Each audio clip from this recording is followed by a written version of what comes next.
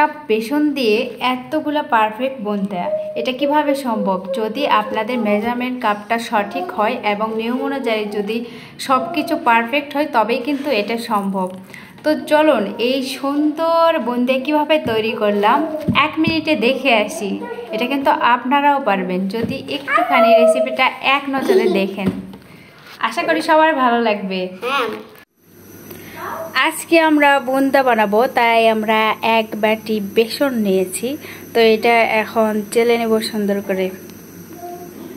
তাই যে চালানোর প্রস্তুতি চলতেছে, যদিও আমাদের বাসায় কিন্তু চালু নেই, তাই আমরা সাময়িকভাবে এটা দিয়ে এই কাজটা সেরে নিচ্ছি। চালা প্রায় শেষ। তো আমি যেহেতু 1 বাটি বেসন নিয়েছি, তাই আমি এখানে 1 বাটি পানি ব্যবহার করব। তো এখানে অল্প অল্প করে পানি দিব আর এটা সুন্দর করে মিক্স করতে থাকবো। একবারে সব পানি দেওয়া যাবে না, একটু একটু করে দিতে হবে। আর এটা সুন্দর করে একটা গোলা তৈরি করতে হবে যাতে কোনো লেন্স না থাকে। সামান্য পরিমাণে লবণ দিব। এটা গোলাটা একটু একটু নরম হচ্ছে, কিন্তু সবগুলো পানি এটা আরো নরম করতে হবে, তাই আমরা অল্প অল্প করে এখানে পানি অ্যাড করব।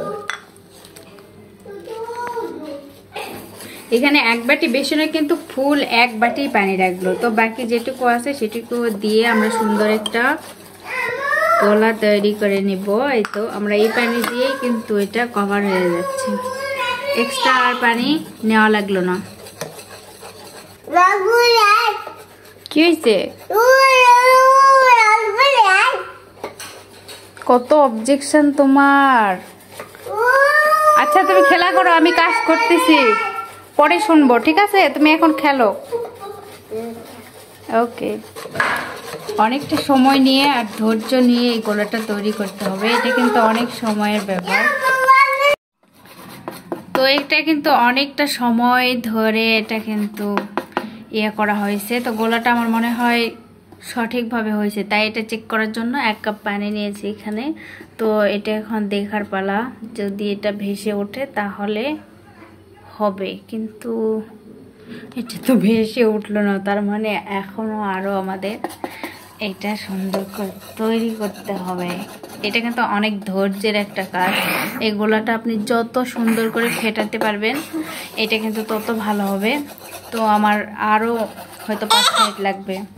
তো এই যে একটা দিছি, এটা কিন্তু হয়েছে। তো আবার একবার চেক করে দেখব যে এটা সঠিকভাবে উপরে ওঠে কিনা।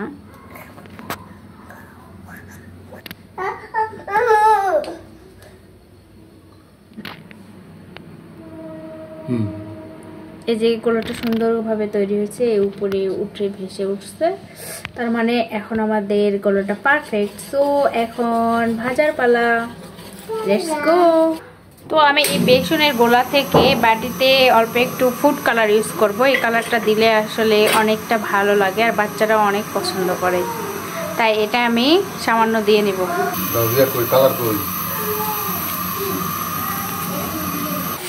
তো সামান্য ফুড কালার দিচ্ছে আর এটা সুন্দর করে এখন মিক্সিং করার পালা। কালারটা কিন্তু ছোট বড় সবারই পছন্দ, তো এই জন্য যদিও এটার কোনো দরকার নেই। ফুড কালার অ্যান্ড অরিজিনাল বেসন।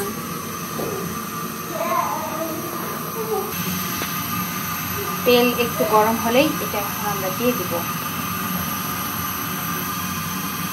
আমরা এখন চেক করব এটা হয়েছে কিনা। এটা কিন্তু পর্যাপ্ত পরিমাণ হয়েছে। তো এটা উপরে ভেসে উঠবে, একদমই তলাতে লাগবে না। এখন আমরা দিতে পারি। এটা কিন্তু অনেক সুন্দর হয়েছে, ফুলকো ফুলকো হয়েছে। বিসমিল্লাহ। ওয়াও, অনেক সুন্দর হয়েছে কিন্তু, তাই না? আসলে পারফেক্ট গোলা হইলে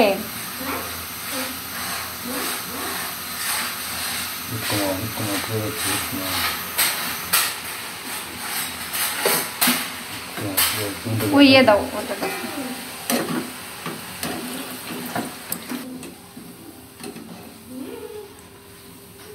এগুলো দেওয়ার সাথে সাথে কিন্তু সুন্দর করে ভাজা হয়ে গেছে। তেলের হিট কিন্তু সবসময় এরকম বেশি হতে হবে, তাহলে আপনার বুন্দিয়াটা সুন্দর হবে, ফুলকো হবে।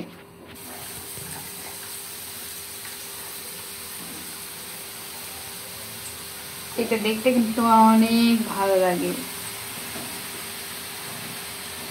তবে এত সুন্দর, মানে বাসায় এরকম যদি সুন্দর একটা বুন্দিয়া তৈরি করা যায়, তাহলে বাজার থেকে কিনে খাওয়ার তো প্রশ্নই আসে না। যারা যারা দেখতেছেন তারা কিন্তু অবশ্যই ট্রাই করবেন একবার।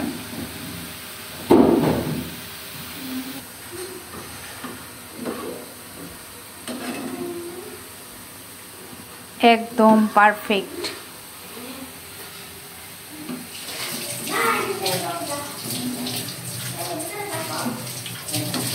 মাত্র 1 কাপ বেসনে, কিন্তু 1 কাপ বেসনে দেখা যাক আজকে কতগুলো আমার বুন্দিয়া। আর যখন এই বুন্দিয়াটা দিবেন তারপরে কিন্তু এই হাতাটা সুন্দর করে পরিষ্কার করে ধুয়ে মুছে নিতে হবে, তবে আপনার বুন্দিয়ার পারফেক্ট একটা আসবে। তাছাড়া কিন্তু এটা সম্ভব না, বুন্দিয়ার লেসি কাটবে। আর এটা দেখুন একদম নিচে যায় সুন্দর করে ফুলে উঠতেছে, কোনো প্রকার কোনো লেসি নেই। তো যারা ট্রাই করবেন তারা কিন্তু অবশ্যই এটা ধুয়ে মুছে সুন্দর করে দ্বিতীয়বারের মতো ট্রাই করবেন।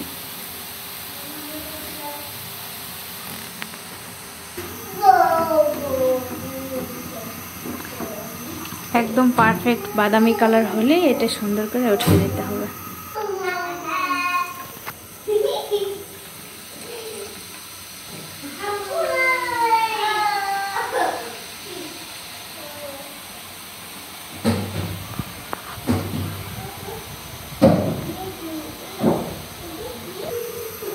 এখন এটা ফুড কালার,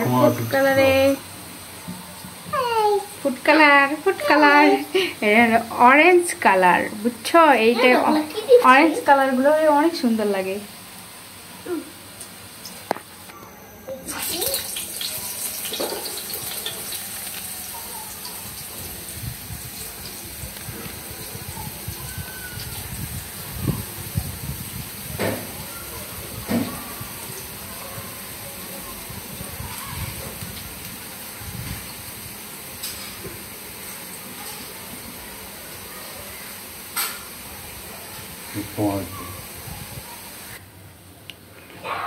কত সুন্দর হয়েছে।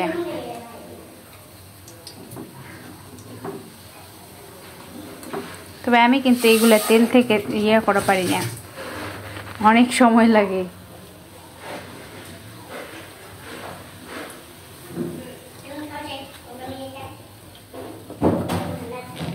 ওয়াও,